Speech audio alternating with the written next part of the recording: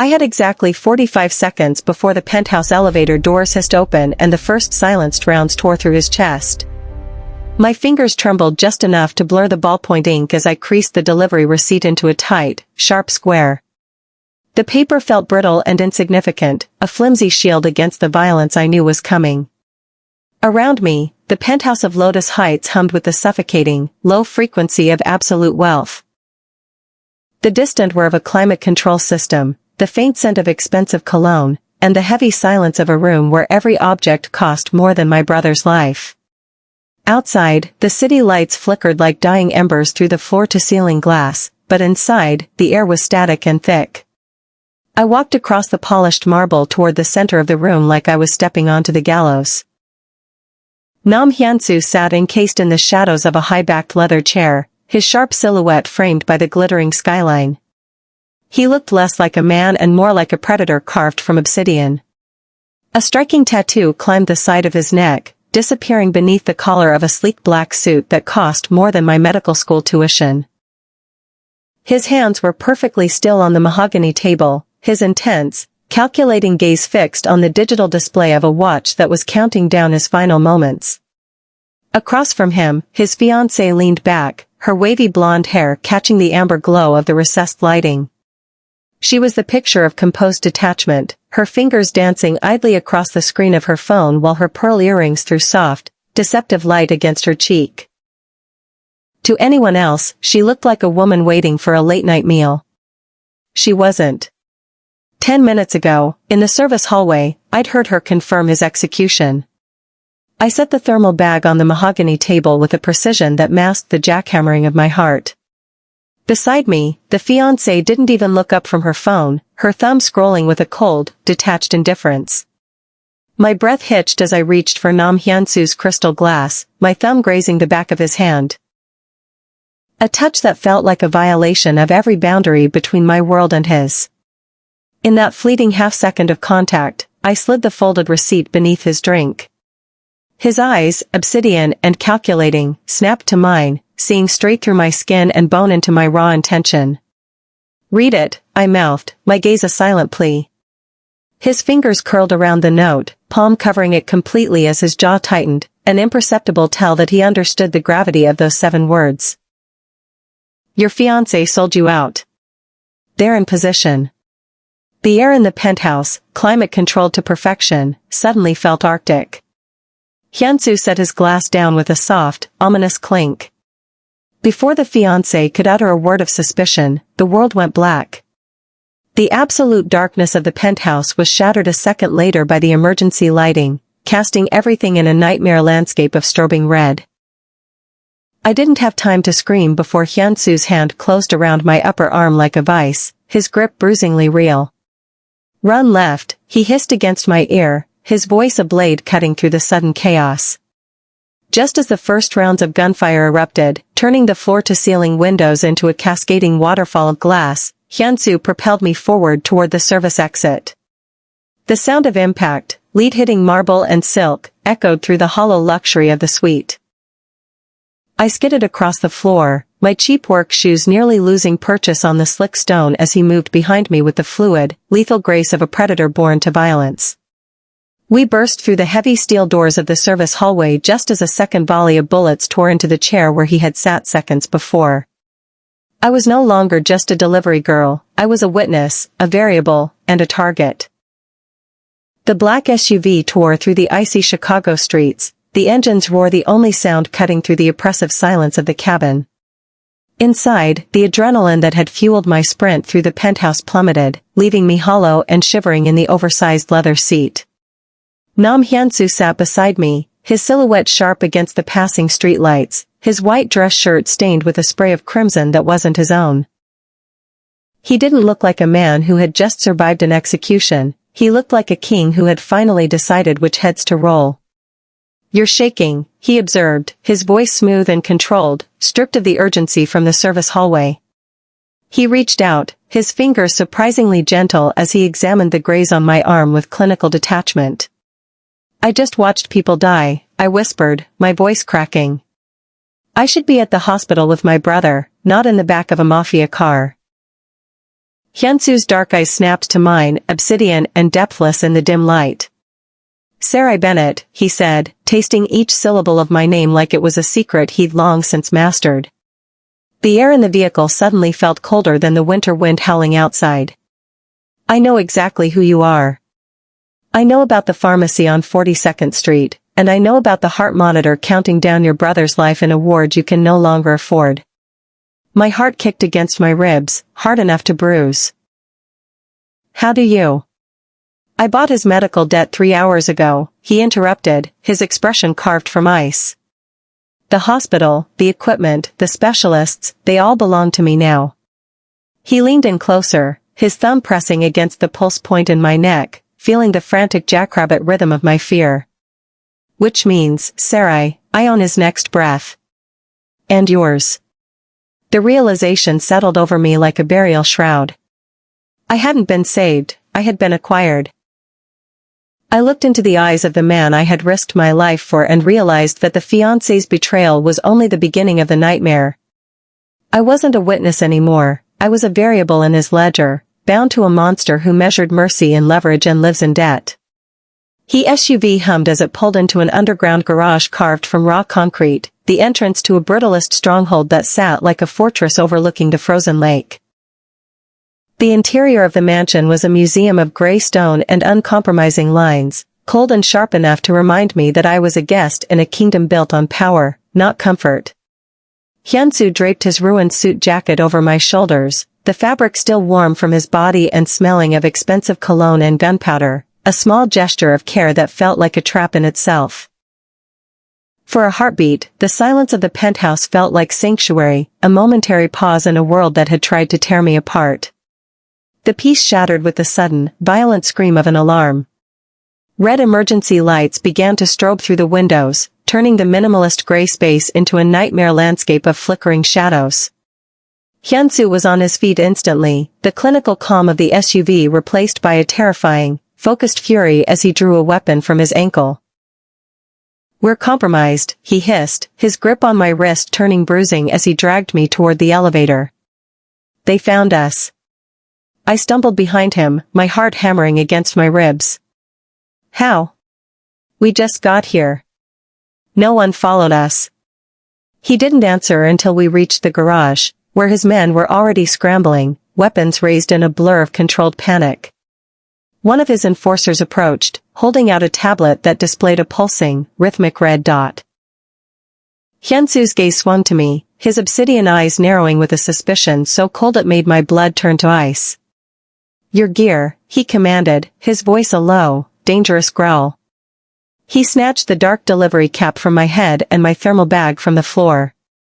With a jagged movement, he ripped the lining of the cap, revealing a slim, high-frequency GPS tracker hidden beneath the fabric.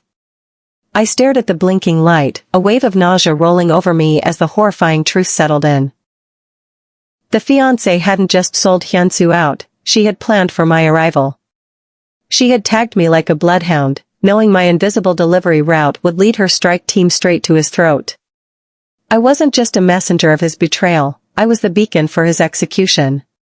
The basement training facility smelled of stagnant air, sweat, and the sharp, metallic tang of gun oil.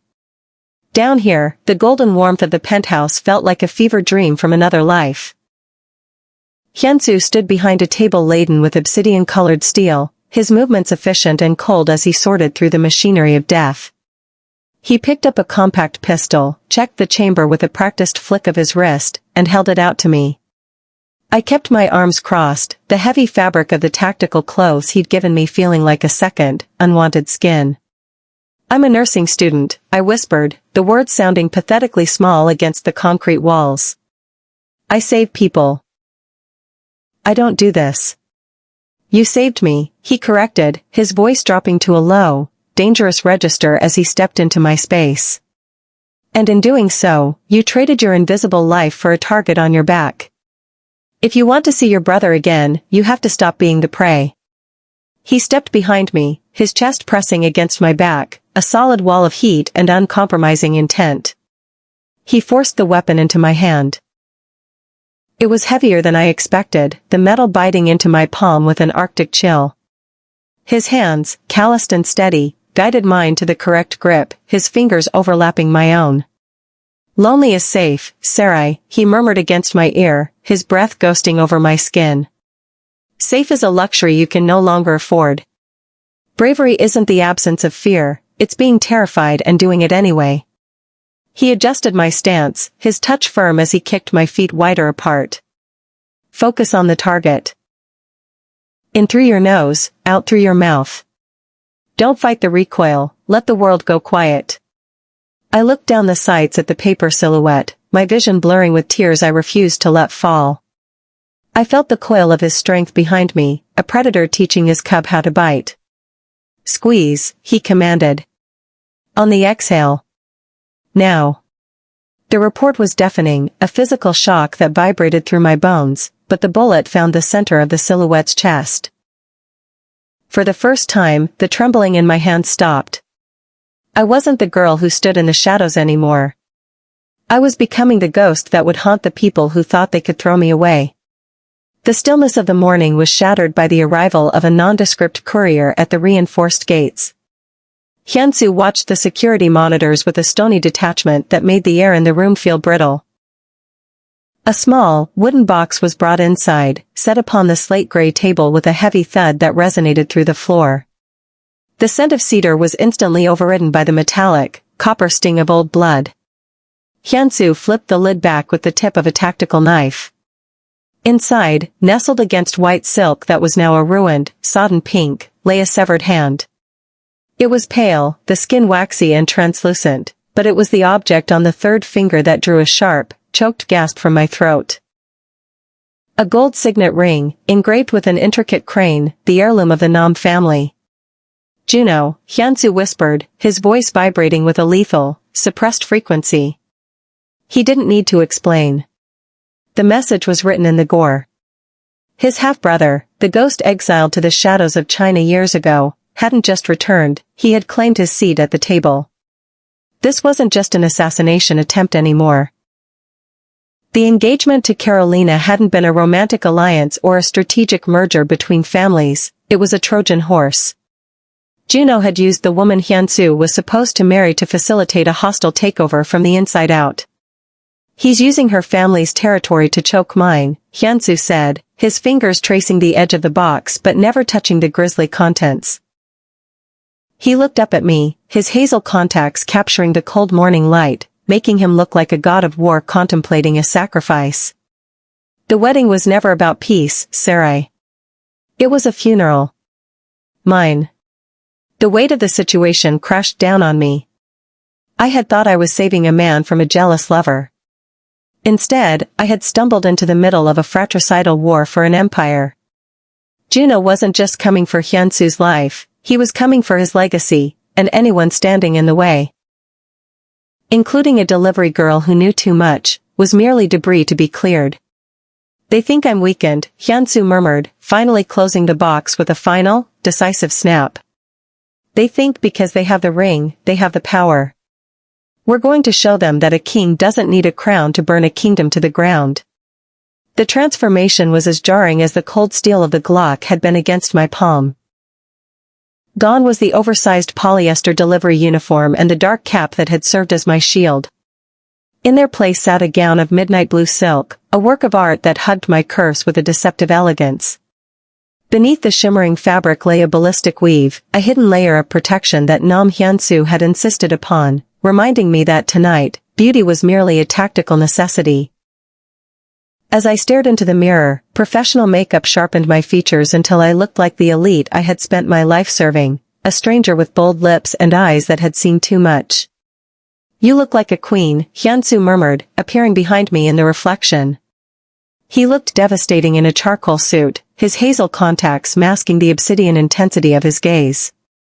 He adjusted a diamond earring at my lobe, but it wasn't just jewelry, it was a microtransmitter. "Remember, Carolina and Juno have only seen you disheveled and terrified. To them, Sarai. Bennett doesn't exist in this room. You are an investor from the Seoul conglomerate. Be brilliant. Be invisible. We entered the rival syndicate's gala at the Costa Estate, a sprawling ivory palace that smelled of white roses and old, blood-soaked money. The air was thick with the low hum of power, exactly like the Gilded Lotus, but the stakes here were absolute. As Hyunsu drew the attention of the high-ranking kapos, I began to move. I fell back on the muscle memory of 8 months of waitressing, the art of moving through a room without being noticed, of anticipating the flow of the crowd and slipping through the gaps.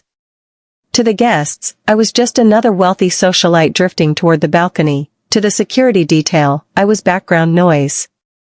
I moved with a practiced grace, my hands steady as I reached into the hidden folds of my gown. With the surgical precision of a server clearing a table, I planted the microtransmitters. One beneath a heavy mahogany sideboard in the library, another behind a velvet curtain near the private study. Each click of the device felt like a small victory, a silent invasion of Juno's inner sanctum. I watched Carolina from across the ballroom, radiant in her own deceptive gown, oblivious to the invisible girl who was now weaving the net that would eventually tighten around her throat. I wasn't just delivering food anymore, I was delivering a revolution. The cold snap of zip ties around my wrists was a familiar sting, but this time, I didn't fight it.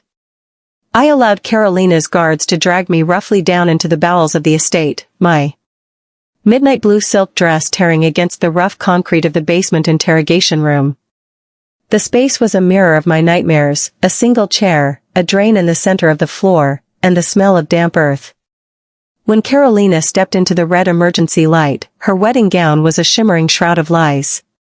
The little waitress, she purred, tilting my chin up with cold, manicured fingers. I told you I'd make your death painless, yet here you are, playing spy for a man who treats you like an asset. I forced my bottom lip to tremble, letting my eyes fill with the practiced tears of the girl I used to be, the one who was ghost pale and invisible. I played the part of the broken prisoner, my voice cracking as I whispered, "He's at the old Gammon warehouse. South side, by the docks. Please, he has 30 men, he's planning to blow the gala. Just let me go."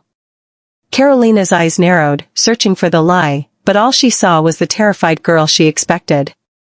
She pulled out her phone, barking orders in sharp Italian to a strike team already fueled by Juno's hunger. I sat in the shadows, my heart hammered against my ribs, watching her reflection in the darkened glass of a monitor across the room. Minutes felt like hours. Then, the grainy black and white feed on the screen flickered to life, showing the Gammon warehouse. I watched as 40 of Juno's best men, heavily armed and moving with lethal intent, breached the perimeter. They surged through the heavy industrial doors, swallowed by the darkness of a building that Hyunsu had spent 3 days rigging with enough C4 to level a city block. Carolina leaned in, a triumphant smile stretching her red lips as she waited for the confirmation of Hyunsu's death. Instead, the screen went white. The rumble reached us even in the basement, a deep, tectonic thud that vibrated through the concrete and into my very bones. The monitor hissed into static. I looked up at Carolina, the tears gone, my expression as carved from stone as Hyunsu's. 40 of their soldiers were now nothing but ash in a crater, and for the first time, the predator realized she had become the prey. The invisible girl had just decapitated an army. The distant roar of the warehouse explosion was still vibrating through the foundation of the estate when the ballroom above erupted into a symphony of shattering glass and raw, unfiltered screaming.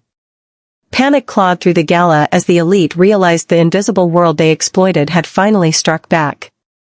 In the basement, the power flickered once before dying, leaving us submerged in a hellish, strobing red light that turned the room into a nightmare landscape. Carolina scrambled backward, her poise shattered like the crystal upstairs.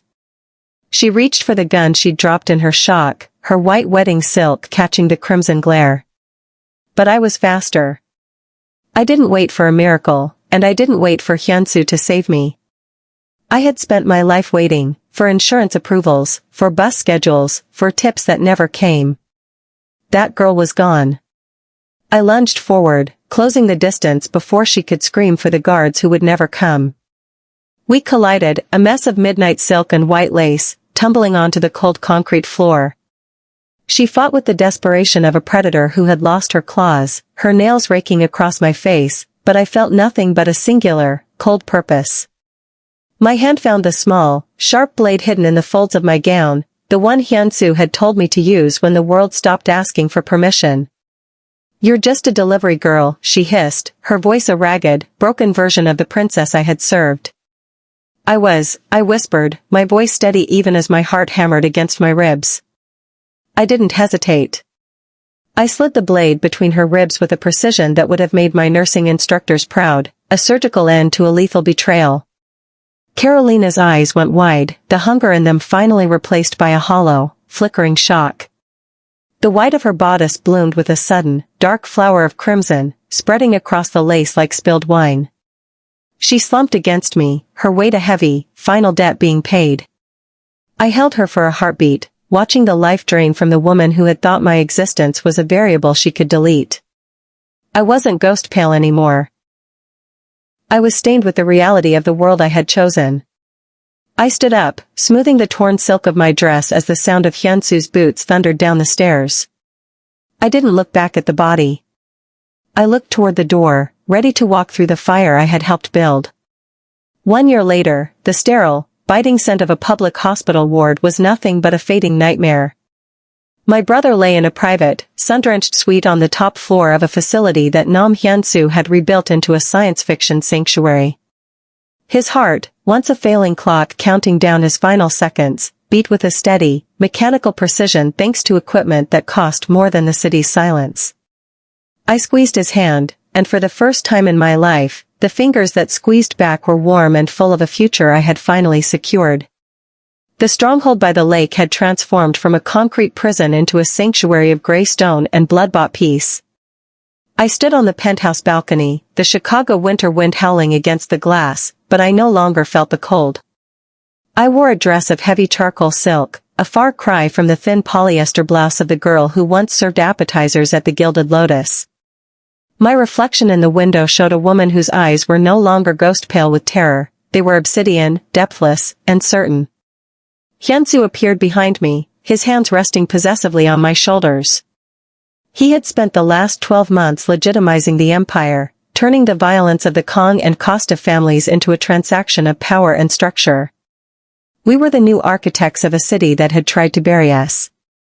He leaned down, his breath ghosting over my ear in the same way it had in the basement training room, but now the words were a vow, not a command. "You saved a monster," he murmured, his thumb tracing the jawline of the queen I had become.